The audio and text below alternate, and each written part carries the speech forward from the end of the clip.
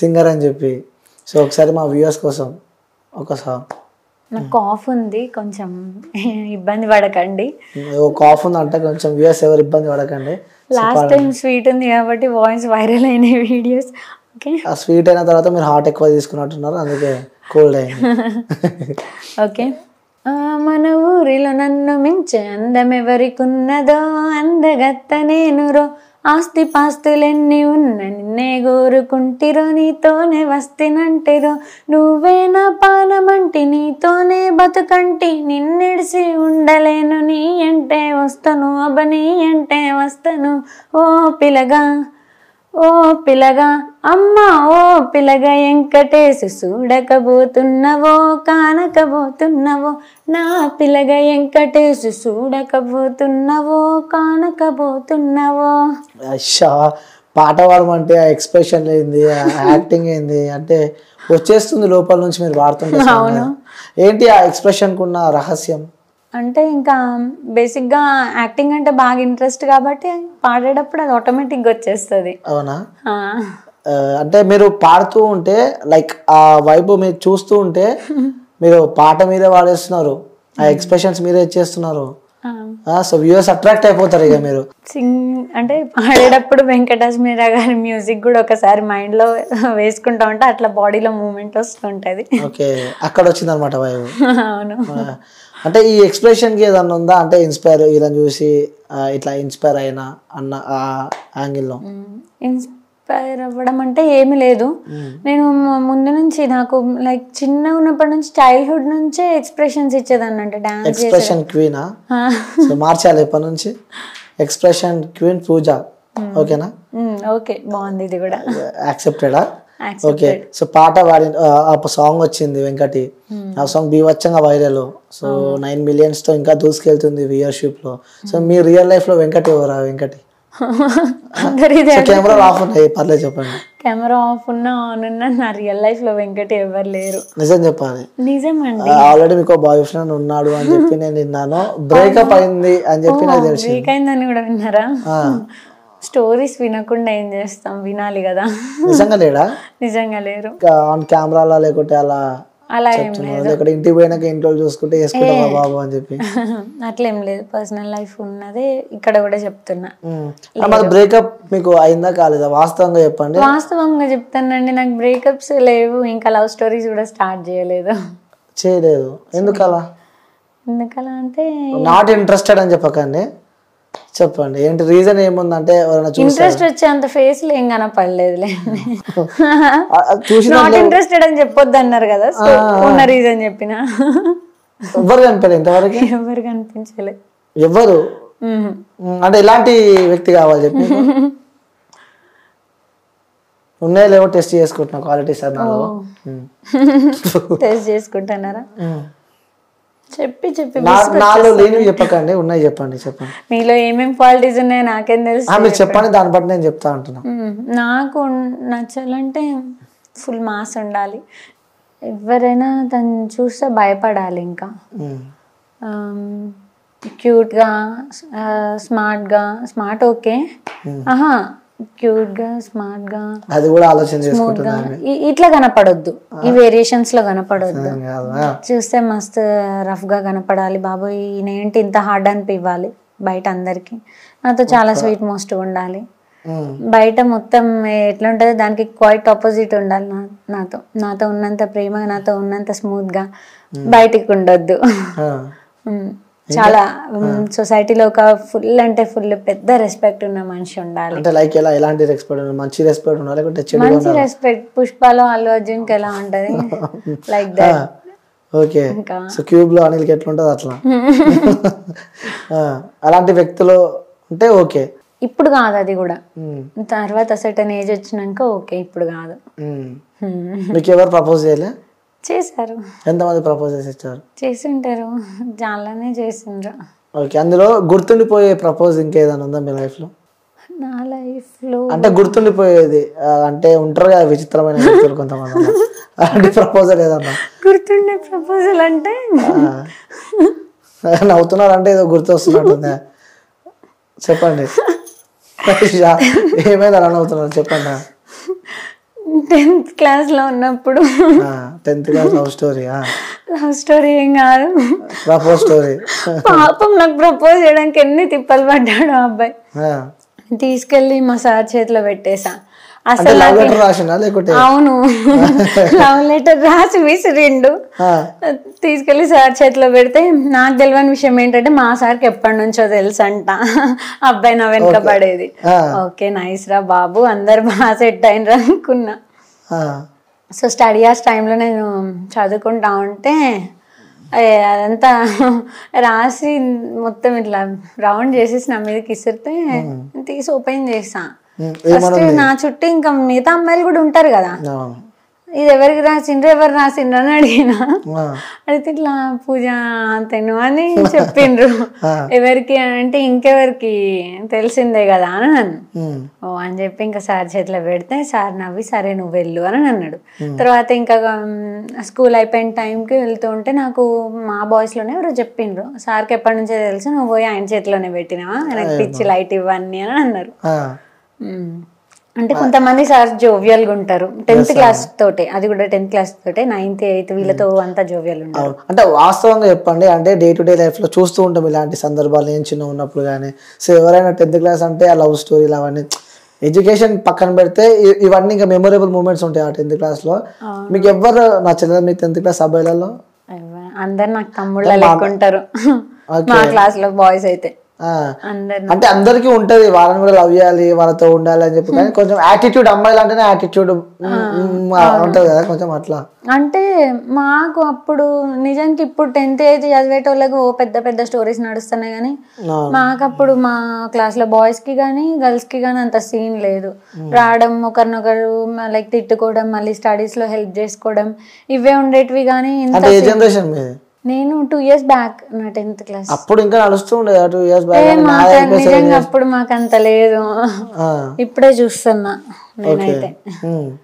అదైతే memorable propose అని చెప్పి అంటారు. అవును. ఓకే, ఇంకా గుర్తుండిపోయి ఆ వ్యక్తి ఎవరు ఇప్పుడు చూస్తే హ్యాపీ ఫీల్ అవుతాడు, ఇంకా ఇంకా గుర్తు పెట్టుకుంటా అని చెప్పి. మేబీ నాకు తెలిసి వీడియో చూస్తే పక్కన ఇన్స్టాగ్రామ్ లో మెసేజ్ చేస్తాడు పక్క కదా, చేస్తుంటాను అప్పుడప్పుడు ఇన్స్టాగ్రామ్ లో. ఇప్పటికున్నా ఇన్స్టాగ్రామ్ మాట్లాడతా, అప్పుడప్పుడు బాగున్నావా అని మాట్లాడతాం, లైక్ యాజ్ ఎ బ్రదర్ లాగా బాగున్నావా అని. ఇది ఒక్కటి నాకు అమ్మాయి నచ్చని ఏంటంటే ఇది ఒకటే, సరే మీరు లవ్ చేయకపోయినా పర్లేదు బ్రదర్ ఫ్రెండ్ గా ట్రీట్ చేసి అయిపో పాపం, ఎందుకు అలా ఒక్క వర్డ్తో అబ్బాయిల జీవితాలు నాశనం చేస్తారు మీరు.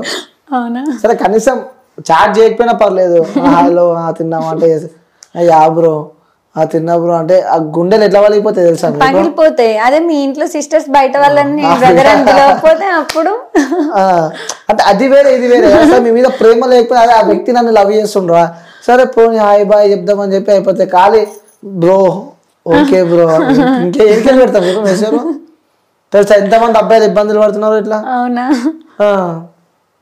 సో ఓకే, ఆ జోక్స్ పాటిది పక్కన పెడితే నెక్స్ట్ ఏది ఉన్నాయి సాంగ్స్? ఇంకా నెక్స్ట్ సాంగ్స్ ఉన్నవి, ఫోక్ ఉన్నాయి, లవ్ ఫెయిల్యూర్ ఉన్నాయి. ఓకే, అంటే ట్రెండింగ్ బాగా నడుస్తున్నాయి అనుకుంటా ఫోక్, లేకుంటే లవ్ ఫెయిల్యూర్? చాలా రోజులు అయితే లవ్ ఫెయిల్యూర్ సాంగ్ చూడకుండా కూడా. నాకు తెలిసి ఇప్పుడు ట్రెండింగ్ ఫోక్ సాంగ్స్ నడుస్తున్నాయి. So next love failure song చేయబోతున్నాం. లవ్ ఫెయిల్యూర్ సాంగ్స్ ఈ మధ్యలో కొంచెం తక్కువే, మిగతా అన్ని ఇప్పుడు ఫోకే ఉన్నవి. ఓకే, సో అంటే మీరు ఆల్రెడీ ఒక యాక్టర్, ఒక డాన్సర్ కాబట్టి, సో ఆల్రెడీ వెంకటి సాంగ్ పాడారు. సో ఇంకొక సాంగ్ పాడాలంటే ఫోక్ లోనే నీకు ఇష్టమైన సాంగ్ పాడాలంటే, మీరు ఫోక్ ఇండస్ట్రీలో ఉన్నారు కాబట్టి, సో మీకు ఇష్టమైన సాంగ్ పాడాలంటే ఏ సాంగ్ పాడతారు? నాకు ఇష్టమైన సాంగ్ అంటే చాలా ఉన్నాయి, అందులో ఒకటి ఒక ఇంటర్వ్యూలో పాడాను కాబట్టి ఇప్పుడు ఈ ఇంటర్వ్యూలో ఇంకోటి పాడతాను. ఓకే, అంటే కంటెంట్ ఇచ్చుకుంటూ పోతున్నాం అనమాట ఒక్కొక్క ఇంటర్వ్యూ. ఓకే, పర్లేదు పాడండి. ఏ సాంగ్ పాడదాం అనుకుంటున్నావు? నాదే బావా నిన్నే కోరుకున్నా, నా సాంగే. ఓకే, అంటే మీ బావ గురించి పాడుతున్నావా? నాకు ఇష్టం ఆ సాంగ్. బావ గురించి పాడుతున్నావా? లేదండి. ఏది సాంగ్? ఏది బావ సాంగ్. సరే, నా గురించి ఒక పాట పాడేదన్నా. మీ గురించా? తప్పకుండా పాడేదన్నా. Mister perfect perfect he's mister perfect, లెన్సేసి వెతుక్కు దొరకదురా ఏ డిఫెక్ట్. సో అంటే లుక్స్ అట్లా ఉన్నాయి, అది వాడా. Thank you so much. Next ఇంకా లైన్ పాడే, ఓహో ఇది పెద్ద ఏదో అని లేదు.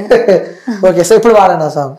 బావా నిన్నే కోరుకున్నా ప్రేమలు నీపై పెంచుకున్నా గుండెల్లోనే దాసుకున్నా గుడే నీకై గట్టుకున్నా సిట్టి రాసి పెట్టుకున్నా పట్టు సీర కట్టుకున్నా పాపడి బిల్ల పెట్టుకున్నా పాదాలకు పట్టీలెట్టుకున్నా నిన్నే కోరుకుంటున్నా నన్నే చేరమంటున్నా పానం నువ్వే అంటున్నా ఎదురు సూపుల్లో ఉన్నా ఎండి కొండ లాంటి వాడ ఎన్నెల కన్నా సొల్లని వాడ నేరాడల్ల నేరాడి నాడి సప్పుడు మారింది రేలా పువ్వుల నవ్వు జారి గుండె మీద వాలింది. నిజంగా మరి ఒక సాంగ్ అన్న పాడొచ్చు కదా, మీరే సాంగ్ మీరే యాక్టింగ్. వద్దులేండి పాపం ఆడియన్స్. నిజంగా చాలా బాగా పాడుతున్నారు మీరు. ఆ వెంకటి సాంగ్ కూడా మీరు పాడారు చూసిన, సో అది ఇంకా రీచింగ్ ఇంకెక్కువ అవుతుంది ఇన్స్టాగ్రామ్ లో. అది సో ట్రై చేయండి, నెక్స్ట్ ఏదైనా మంచి సాంగ్ పాడండి చూద్దాం, ట్రై చేస్తా. ఓకే, సో నీకు మీ డాడీ అంటే ఎక్కువ ఇష్టం, మీ మమ్మ అంటే ఎక్కువ ఇష్టం? ఇద్దరు ఇష్టం. ఎవరైనా ఒకరు చెప్పు. ఎవరైనా ఒక్కరంటే ఎట్లా? అఫ్ కోర్స్ కొంచెం ప్రేమ ఎవరి మీద ఉంటది కదా, కొంచెం ఎక్కువ. మమ్మీ ఇష్టమా? ఎందుకు నాన్న ఇష్టం లేదు? అంకుల్ మీరంటే ఇష్టం లేదని చెప్పి చెప్తుంది. ఇష్టం లేదని మమ్మీ అంటే ఒక బెస్ట్ ఫ్రెండ్ లాగా, లైక్ మమ్మీ కూడా. అంకుల్ మీరంటే ఎనిమి అంట, వాళ్ళ మమ్మీ బెస్ట్ ఫ్రెండ్ అంట. సో చెప్తుంది మీ కూతురే. నిజంగా నాకు చాలా బాధ వేస్తుంది. మా మమ్మీ కూడా నాలాగా ఒక ఫీమేల్ కదా, సో నాకు ఏమైనా ఇబ్బందులు ఉంటే అంటే అంకుల్ మీరు ఫీమేల్ అయితే ఆమె ఎక్కువ ఇష్టపడేదంట. సో అవును, ఇంకా అంతే అనుకోండి. చెప్పండి మరి, ఇప్పుడు నేను చెప్పిందేమో తప్పుందా? నువ్వే చెప్పినావు మా అమ్మ అంటే ఇష్టం, నేను చెప్పిన అందుకే. అంకుల్ మీరు ఇష్టం లేదంటే మా అమ్మ అంటే ఇష్టం అంట అని చెప్పి. లేదు, నాకు డాడీయే ఇష్టం. అంటే మీరంటే అమ్మ ఫీల్ అయినా పర్లేదు నాకు. వాస్తవంగా చెప్పాలి, ఎవరంటే ఎక్కువ ఇష్టం చెప్పు. మమ్మీ.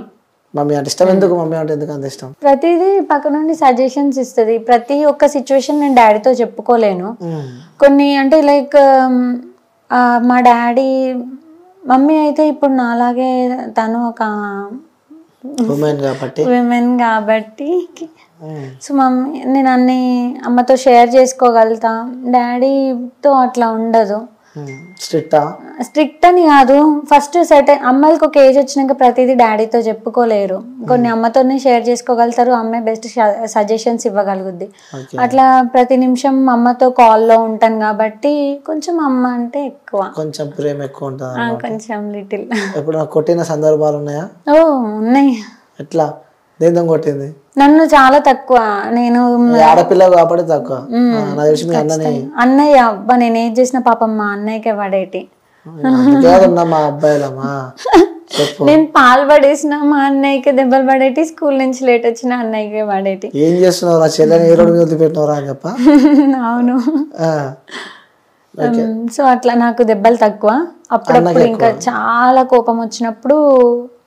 గుర్తుంది ఆ సందర్భం మీ మమ్మీ నిన్ను కొట్టింది, సీరియస్ గా కొట్టిన సందర్భం? సీరియస్ గా కొట్టిన సందర్భం అంటే స్కూల్ నుంచి స్టమక్ పెయిన్ అని చెప్పి అబద్ధం చెప్పొచ్చా, ఎగ్జామ్స్ టైం అనుకుంటా అప్పుడు. ఇక నా యాక్టింగ్ అని అర్థం అయిపోయి ఇంట్లో మంచి కొట్టింది అమ్మ. అప్పుడు అప్పటి నుంచి బాగా మహానటి అప్పటి నుంచేనా యాక్టింగ్? అవును, ఒప్పుకుంది. నాన్న ఎప్పుడన్నా కొట్టిన సందర్భాలు? కానీ డాడీ అఫ్ కోర్స్ కొట్టరేమో, ఎక్కువ దెబ్బలు పడలేదు డాడీతో. మిస్ అవుతున్నావా ఆ దెబ్బలు పడాలి? లేదు లేదు, నార్మల్ గా బయటికి వెళ్ళినప్పుడు ఎక్కడైనా కొంచెం చిల్లర బిహేవ్ చేసిందంటే ఒక షాట్ పడుద్ది హెడ్ పైన, హెడ్ షాట్.